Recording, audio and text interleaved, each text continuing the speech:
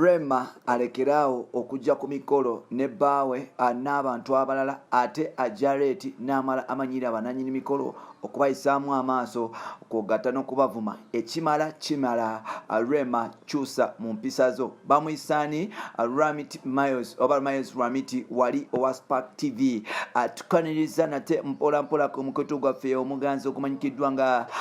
Uganda mu Kamoli amanya n'eddoboozi Pampita Ntambi Kimso number Rich Boya Maxudi Junior nkugambye Bampita Ntambi Kimso osobola okunonyako wali ku Facebook nkosa Ntambi Kimso ku Twitter nkosa Kimso 16 ate nga ku Instagram nkosa Ntambi Kimso 5 kena ku TikTok nkosa Kimso 16 osobola ogendayo nononyako mpola ne tugenda mu maaso ffenna mpola nakulwalero nkuletedde emboozi ya musajja mukulu amanyikiddwa nga Ramiti oba Miles Ramiti kwogata ne mukyala mukulu amanyikiddwa nga Rehema Namakula abasinga gwe tuyita Rema ennaku zino y'omu ku bantu obalyawo abaliko era ng'emboozi zeetoolera kuye ebiseera ebisinga olunaku lwaleero ngenda kutegeeza nti waliwo obalyawo ebitagenda bulungi abantu banyiivu abantu sibasanyufu na neeyisa ya Rema empisa ze embi zigenda nga zeexposingibwa abantu ab'enjawulo so n'olwekyo byetugenda okuba nti tukutuusaako nkusaba kintu kimu muganda wange subscribe ate teekako ne notification button teekako ne notification button oba akadako mpola tugende mu maaso ffenna mpola tusigale nga tweyagala mpola nkugambye teekako notification button ate olwaddemu okuba nti obalyawo olekala opinion yo mu comment section ne tutambula ffenna bingi ebitambula mu entertainment industry ya Uganda era nga tugenda kuba nti tubikutuusaako mpola kola ekintu kimu weesibire wano 24/7 obeere nti obifuna olunaku lwaleero Rema Namakula bawumuwemukidde Ramit Miles agamba nti Rema y'omu ku bayimbi oba olyawo abajja nga bannaku ne batandika okuba nti bakola mpola abantu bamuyamba kugatta ne media ne bamufuula owakabi era nga Rema Namakula yafuuka nnyo ow'ettabu nga amaze okukola akayimba ne bebe kulu ke bayita Sizi and Siko akayimba kano kakuba ekidongo mu 2011 era nga kaleka bannayuganda nga bamaze okuba nti bagenda mu maaso n'okuba nti bategeera Rema Namakula mpola awo ebiseera yali achali wa Renix production nga Renix ye personal manager wa tega yali boyfriend we mpola yatambula mu maaso nakuba hits endala kwe yakuta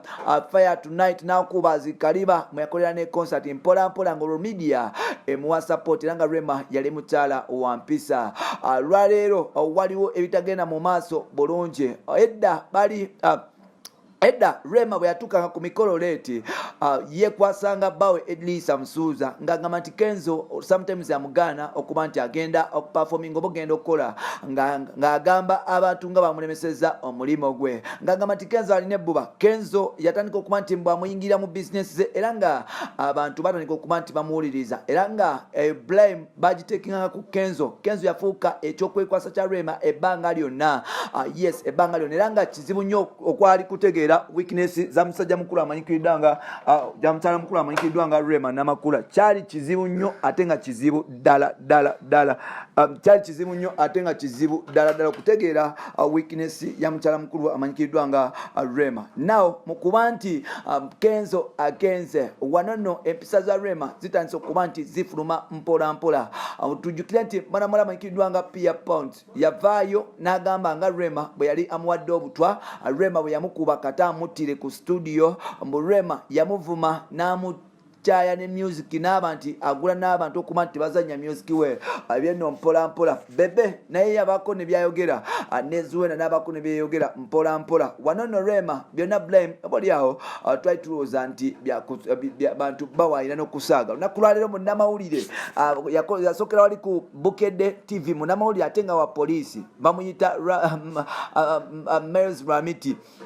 Miles Ramiti avuddeyo n'akangula ku ddoboozi. Miles agamba nti bantu bangi abahiringa Rema okubayimbira ku mikolo, mbaga, kwanjula, birthday party ne private parties ez'enjawulo, naye ng'ate Rema ye mukyala akyasinza okuba nti obaoliawo aseera saavisi ze ez'okuyimba mbu bamusasula wakati w'emiliyoni 4 ne 5 okuba nti ayimbye ku mikolo. Kino nno Rema buli mukolo gwagendako bagumuwa engeri gyali nti obaoliawo abakazi gwe basinga okuba nti ayagala. Rema mu kuba nti bamuleetera emirimu n'okuba nti afuna abaclients ab'enjawulo, kino nno instead of okwebaza n'okuba nti alongosa mu mulimo gwe, Rema agenda mu maaso n'okuba nti asiiwuka empisa ku mikolo. Rema agamba nti ajja n'abantu bangi ku bantu. Ramit Miles agamba nti ajja n'abantu bangi ku mikolo, n'atandika okuba nti yeeragana okwepanka. Mbeera Rema ono talina mpisa, avuma ne baclients be ate nga atukaleeti. Ramit agamba nti Rema tolina kyoli, lekerawo okuba nti wefuula owakabi, lekerawo okuba nti oyisa mu bantu abasolooza ssente 10, 200, 5 ne baweza obukadde 4-5 kuobo booyimbira n'obutwala ewuwo. Lekera abantu abo okubayisaamu amaaso. Ramit Miles agamba nti kino ekintu okikoledde nnyo ebbanga, mwaka sigo mu 2-3 nga bakuwa emirimu ng'abantu bayisaamu olugaayo n'okuba disrespectinga ku mikolo gyabwe. Ramit agamba nti oba Rema yakoowa okuyimba agambe abantu nti ebyokuyimba yabivaako mpola mpola, then abantu bamwesonyi, oba agambe ajjeyo okuba nti enamba ya booking balekera okuba nti bamucontactinga for booking because empisa ze zakyukira ddala. Ramiti agamba nti Rema mu kuba nti aseera saavisi ze miliyoni 5 ku 4, Rema ono atuuka ku mikolo gy'abantu leeti, era nga bw'omugambako omukyalo ono atandika kuyomba, atandika kwekyanga, atandika kuvuma buli omu. Sente ze baba ozimubukinga mbu omuzimuwa almost zonna najja nga tomubanja. Bw'omugambako nti okyuse leeti, Rema atandika okuba nti yekyanga n'okuvuma abantu. Abantu bangi aboogera ku Rema nga bw'atalina mpisa. Producer Renix y'omu ku abo abagamba nti Rema si mukyala mwangu, era nga bantu bangi abaali balowooza nti obaoliawo asaaga. Kenzo yagamba nti kata afiire obulamu bwe, kata bamutte, oba kata omukyalo ono amutuuseko obulabe. Mbu omukyalo ono si mwangu simere kulya, amanyira, alina obusungu, alina akamenyero ka buli omu. Yensonga lwaki Kenzo yasobola n'okuba nti adduka ewaka amwetegule kuba omukyala yali amazeko emirembe. Olunaku lwaleero Miles Ramiti avuddeyo n'agamba Rema n'amakula n'amugamba nti baby ekimala start respecting people you work with. Toliwo akabi nnyo bw'obanga togenda kuba nti okwata ssente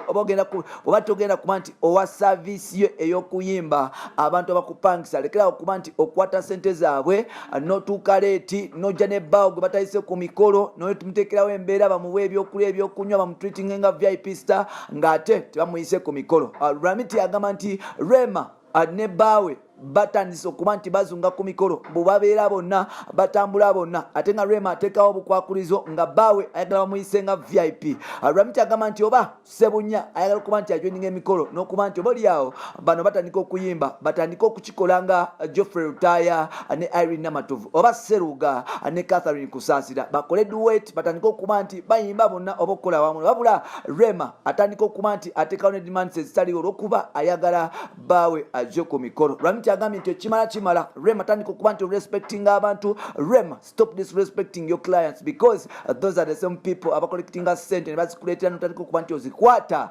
n'ozirya. Pia Pounds yakafyuma agamba Rema mubi nnyo. Rema yali amukubya amuse, Rema talina mpisa, Rema nyoma buli omu, Rema buli omu amuyisaamu amaaso, era nga bintu bingi beboogera ku Rema. Obaoliawo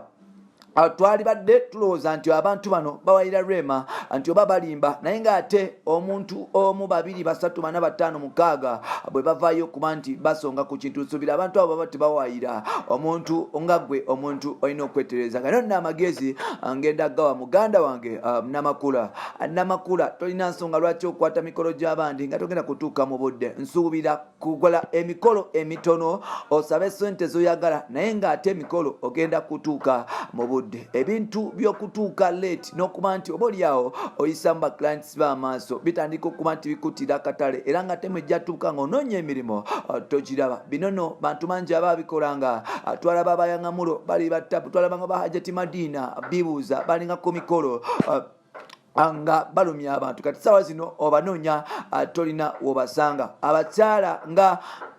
nga Stabua n'atola ensonga lwaki bakyakolera nga bakabi babayita ku mikolo nti Stabua akwata emikolo gye gumu 2-3 n'amakinga sure nti abantu abo abamupankisiza abawa service era ng'atuuka mu budde. Stabua mukyala wa mpisa, Stabua amukkiriza yensonga lwaki nti ennaku zino Stabua akwata nnyo emikolo. Rema bw'obanga okyagala okubeera owakabi, bw'obanga okyagala okufuna ssente mu ndongo, bw'obanga amala tegakututte kusaba wekakkanyeko, tandika okuba nti respecting aba clients bono kuba nti obawa kye beetaaga. Bampita Ntambi Kimso, Namorich Boya, Maxud Junior.